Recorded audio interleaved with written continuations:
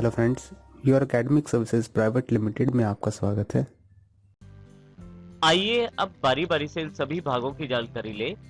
सबसे पहले हम बात करते हैं इनपुट डिवाइसेस के बारे में। कंप्यूटर को निर्देश या कमांड देने के लिए इन इनपुट डिवाइसेस का प्रयोग किया जाता है।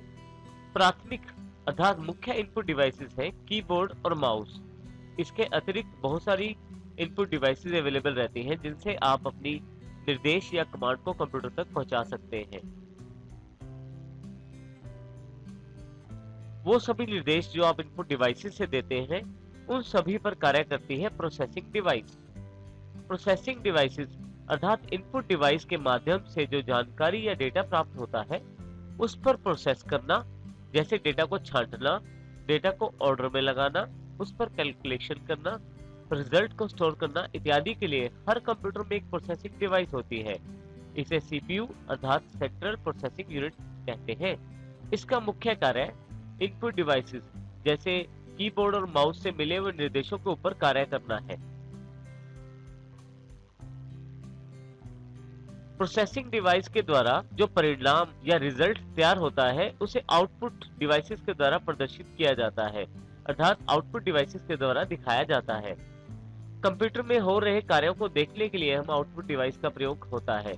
जैसे जो कार्य आप कंप्यूटर पे कर रहे हैं उसे मॉनिटर की सहायता से देख सकते हैं।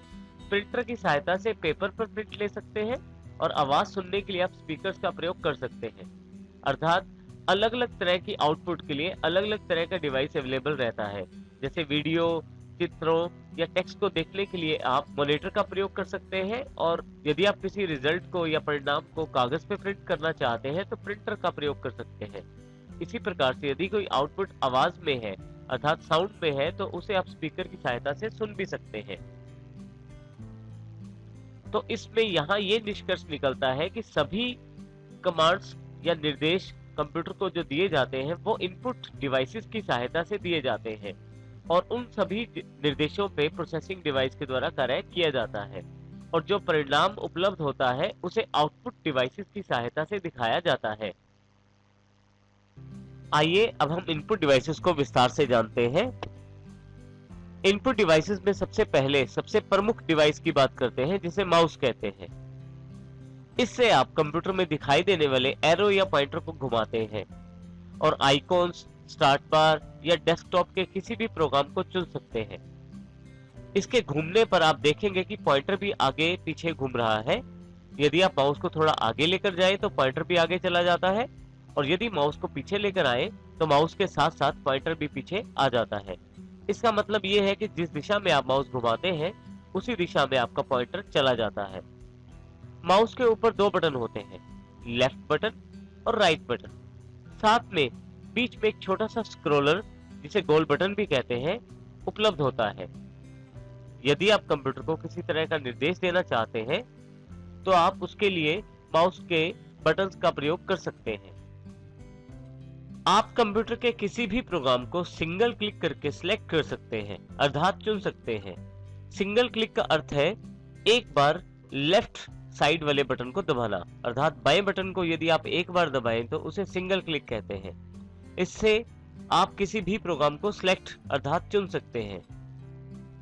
डबल क्लिक, यदि आप कंप्यूटर के किसी भी प्रोग्राम को खोलना चाहते हैं या ओपन करना चाहते हैं तो उसके लिए आप डबल क्लिक का प्रयोग कर सकते हैं। डबल क्लिक से अभिप्राय जल्दी जल्दी दो बार क्लिक करने से है। यदि आप माउस के लेफ्ट बटन को दो बार जल्दी जल्दी क्लिक करते हैं तो आप किसी भी प्रोग्राम को खोल सकते हैं। राइट क्लिक, यदि आप कहीं पे राइट क्लिक करते हैं तो उससे आपके कंप्यूटर में जिस स्थान पे आपने राइट क्लिक किया है उसके अनुसार एक विशिष्ट मेन्यू खुल जाएगा जिसमें वो सभी कमांड्स होती हैं जो बार बार हम लोग प्रयोग करते हैं। तो राइट क्लिक का प्रयोग आप उस विशिष्ट मेन्यू को खोलने के लिए अर्थात उस स्पेशल मेन्यू को खोलने के लिए कर सकते हैं। स्क्रॉलिंग, यदि आप ऐसे पेज पे हैं जो कंप्यूटर की स्क्रीन से बड़ा है तो आप पेज को स्क्रॉल करके ऊपर नीचे आसानी से देख सकते हैं। तो पेज को ऊपर नीचे करने के लिए आप स्क्रॉलर अर्थात जो बीच में गोल सा बटन है उसका प्रयोग कर सकते हैं।